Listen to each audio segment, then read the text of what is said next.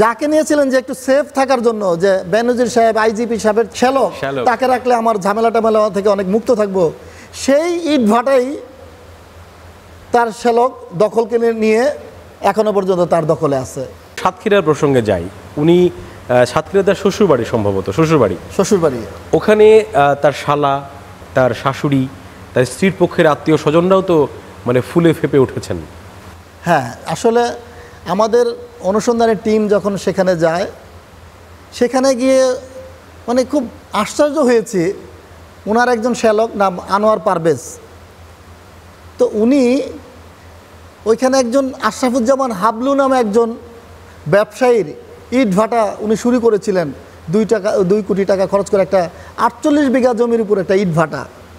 সেই ইট ভাটায় মানে 16 ভাগের 1 ভাগ নামমাত্রে, কোনো টাকার বিনিময়ে না, নামমাত্রে উনাকে নিয়েছিলেন। কিন্তু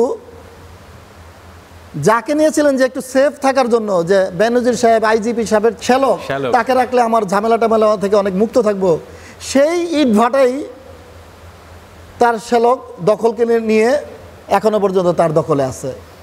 আচ্ছা, মানুষ আসলে অনেক গল্পই এখন জানে, যেটা এখন আমরা জানাতে চেষ্টা করেছিলাম।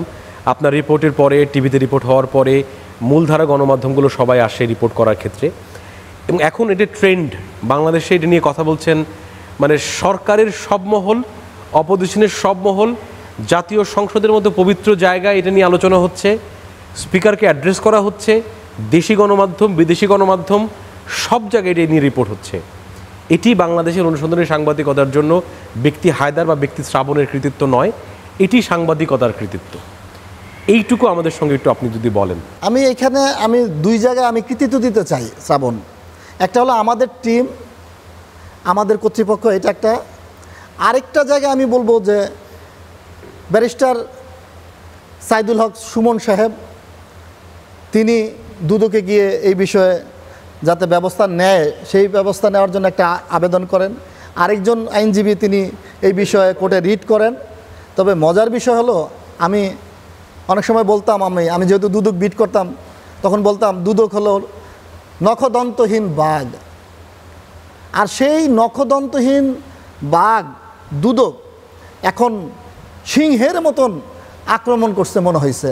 কারণ এত সুন্দর করে এই যে অনুসন্ধানী যে টিম করলো দুদক, সেই টিম খুব অল্প সময়ের মধ্যে সেই সকল সম্পত্তি, আমরা যে প্রতিবেদন তুলে ধরছিলাম সেই সত্যতাটা ওনারা অনুসন্ধান করে পেয়ে যায়, তথ্যপাত আরও বেশি পায়।